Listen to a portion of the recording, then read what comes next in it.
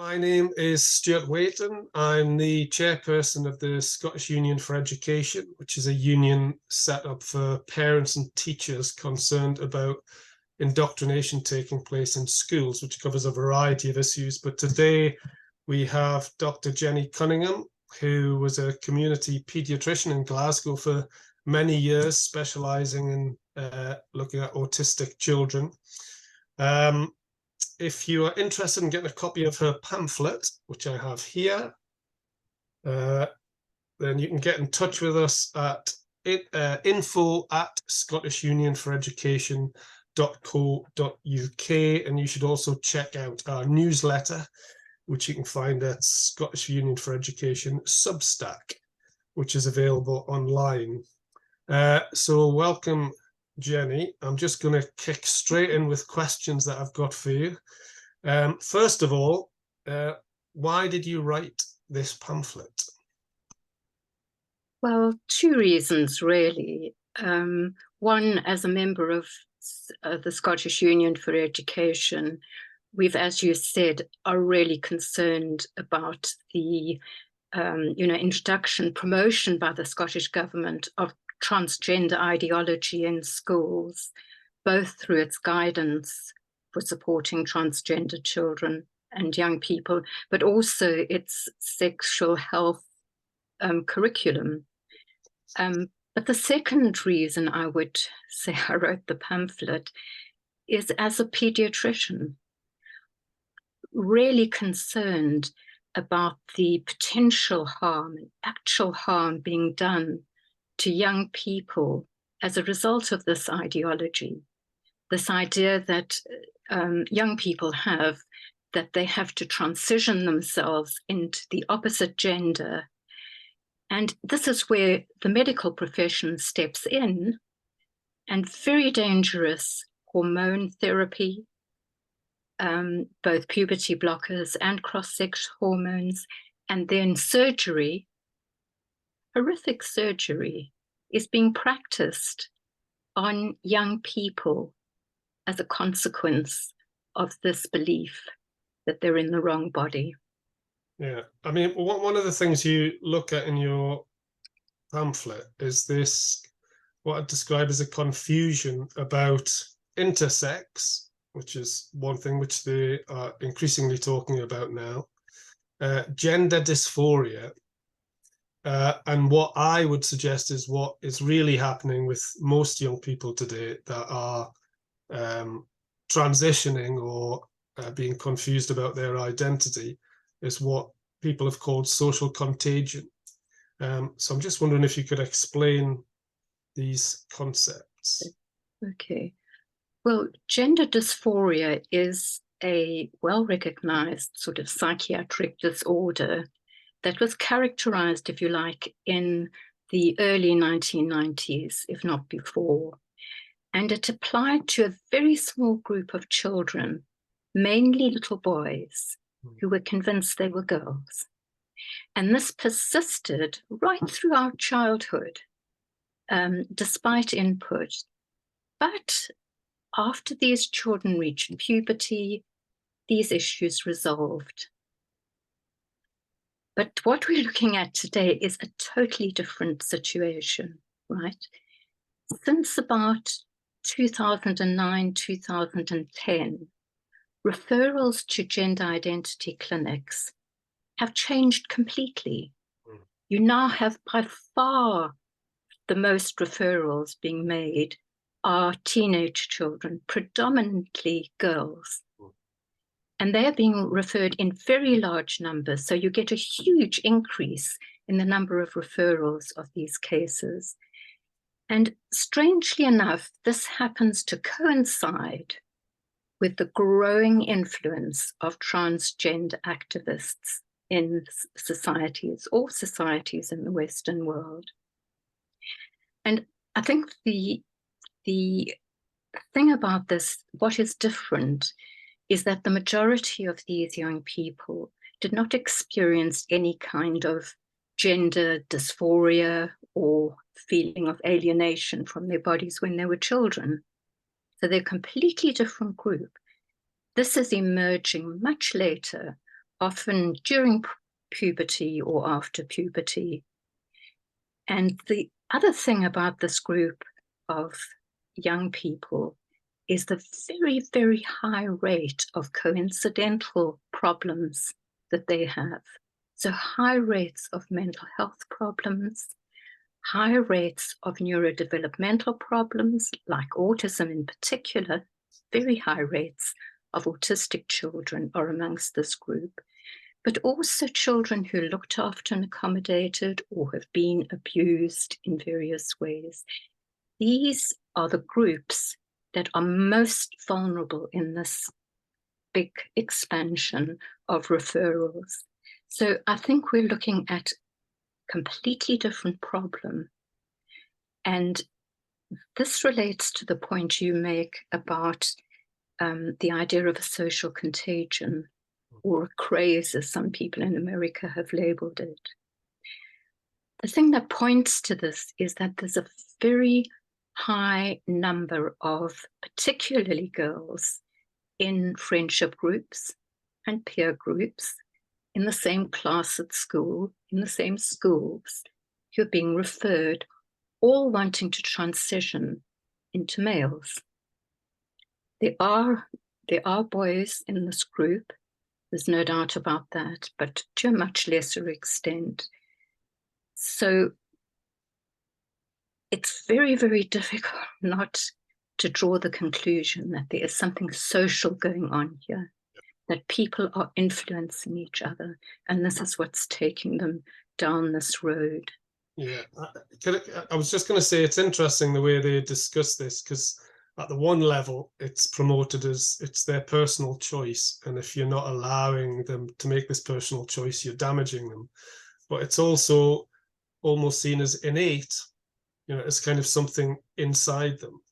And I think that's why they've started to increasingly talk about the intersex thing, which I'd also like you just to say a tiny little bit about, because they're now trying to kind of wedge in the idea that intersex and this kind of transgender trend are somehow connected, which they're not really, as far as I understand it.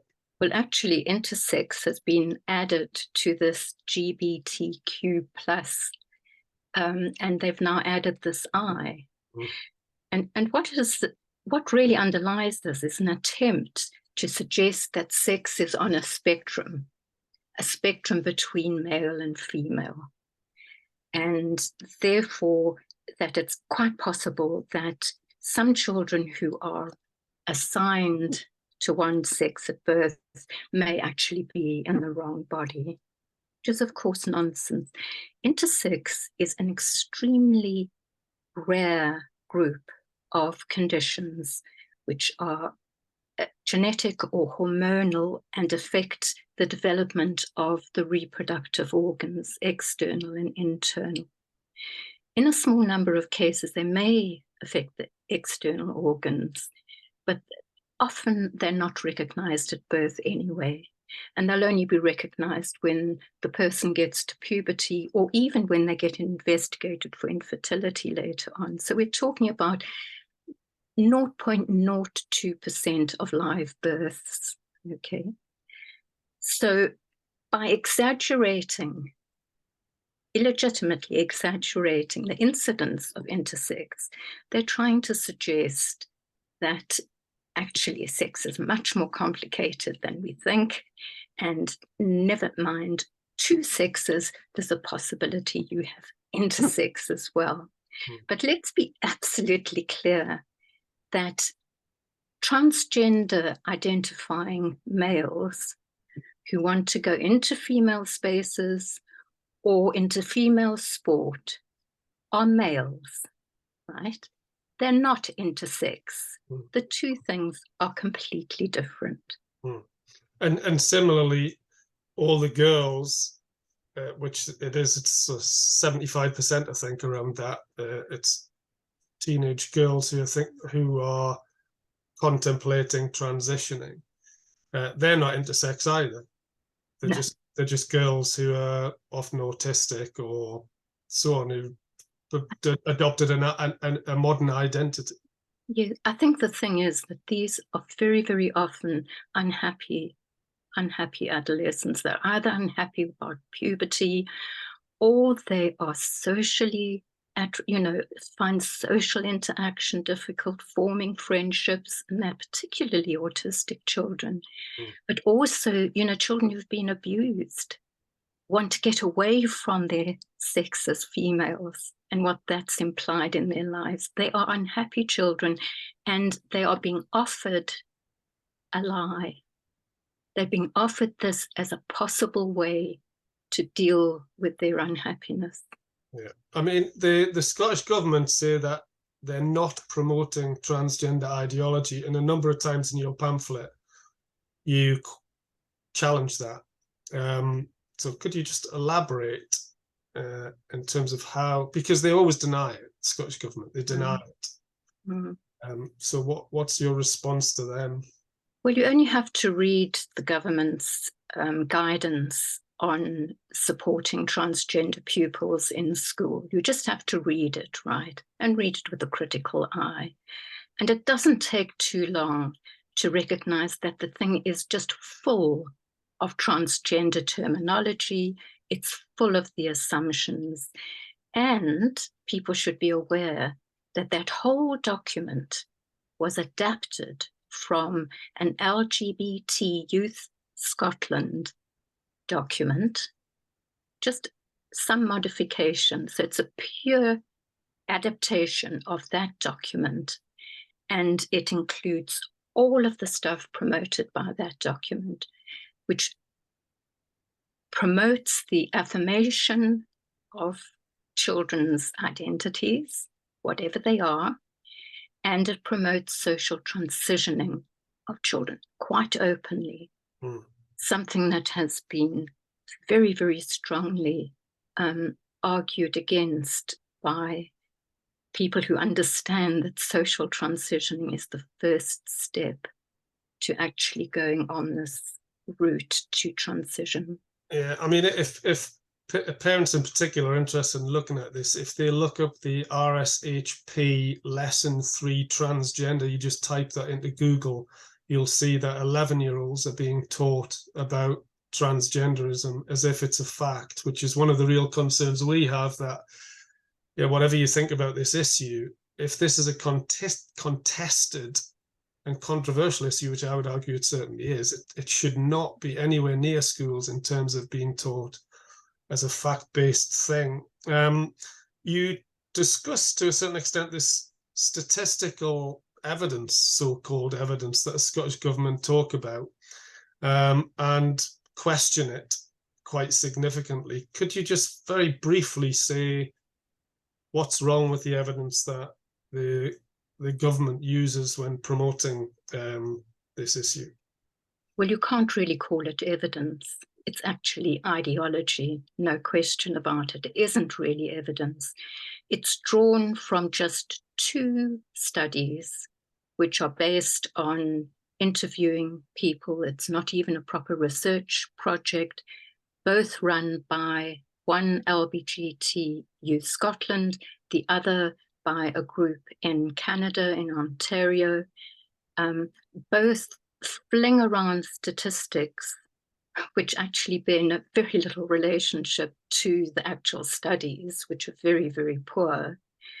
And then they misrepresent these statistics about transgender children and LBGT children. Now, that's the only evidence, if you can call it that, in that whole document, which is appalling. They really ignore a growing body of evidence about the harmfulness of transitioning. And they, as I say, completely ignore, the rapid increase in the referrals of young teenagers and that. Of course they do, because transgender activism, right, doesn't want to contemplate that body of evidence or that idea that children are wanting to transition, not because they're in the wrong body, but because it might be a social trend or a craze. Yeah.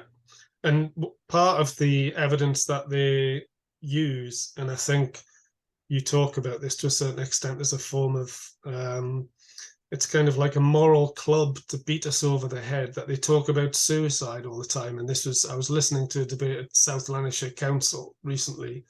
And again, it's just thrown straight out, very emotionally tearful kind of speeches being given about, if you don't validate children even, and young people who want to transition, then you're leading to suicide, and it's thrown in your face. What would you say to that? Well, that argument has come from this misrepresentation of so-called evidence, and the Scottish government's document is really guilty of this, because they reproduce these figures which have very, very little basis when you actually extend it to the whole of the trans, gender population. In actual fact, suicidal thoughts, right, can be very much associated with some of the conditions that these young people have, right? Mental health problems, autism, abuse, looked after children, all have elevated risks of suicide, right? So that's complicating the picture for a start. Mm. But I think parents should be reassured, actually, that the rate of suicide amongst people wanting to transition or waiting for transition is very, very small. Nothing like what is projected by these studies. So if you take, for example, 15,000 children who were referred to the Tavistock clinic in London, the one that's been severely criticised, those 15,000 young people and children on that waiting list, many of them on that waiting list, who you might expect, to be plagued by suicidal thoughts or even suicide. Well, of that, a tiny number, 2 in fact, 0.03% of those young people and children committed suicide. So I think that this is grossly, grossly misrepresented, and that risk is very, very tiny. But we should be aware there are studies which look at adults who transitioned some time ago, and you look at the prospects for those adults who've transitioned, and those adults have increasing risk of suicide further down the line for a number of different reasons. So the risk of suicide actually in the longer term is definitely associated with transition itself. Yeah, I mean, I think it was a Swedish paper that said it was probably 19 times more likely to commit suicide if you transitioned in the study that they made, which is astonishing, really, and that none of these figures are ever considered by the Scottish government, as far as I can see. Just finally, I mean, it's too big a question in many respects, but what should parents and teachers do about this situation? Well, first of all, I think should not assume that their voices and their criticisms won't count for something. I think it's important to recognize that parents in particular have a very significant voice. At the end of the day, politicians cannot ignore ordinary people protesting and refusing to cooperate with this. Teachers are in a very difficult position.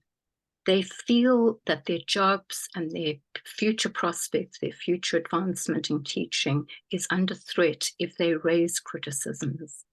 But I don't think that they, as a group, should think about fighting this on their own.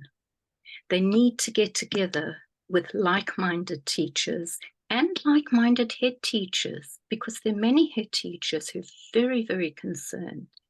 And the first thing I think they should do is they should read these documents. They should read the criticisms about these documents. They should read our pamphlet. And all of the articles on our Substack, which take up the question of evidence about the harms being done around transitioning. So equip themselves, teachers in particular, are in a good position to equip themselves with arguments about these things. And then I suppose it's like anything else. You've got to hold the line. If you believe strongly that this is wrong, hold the line, but don't do it on your own. Do it with others. Try and get other teachers together. And I think the same with parents.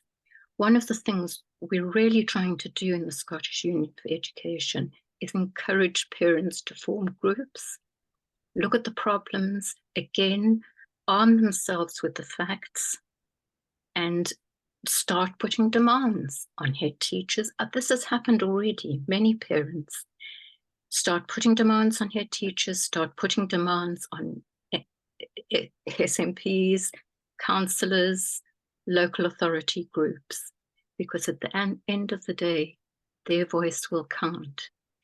And parents have the right to criticize anything that's happening to their children in schools, particularly if it's not educational. Yeah, brilliant. Well, I'll just reiterate again for anyone who's interested. If they're interested in this, if they've got a question for Jenny, if they'd like to set up an online discussion with a group of parents or a group of teachers, or if you want a copy of the pamphlet, get in touch with us at info@scottishunionforeducation.co.uk. And basically, we're here to try and help make a difference on this and many other issues. And that's it. Thank you, Dr. Cunningham. My pleasure.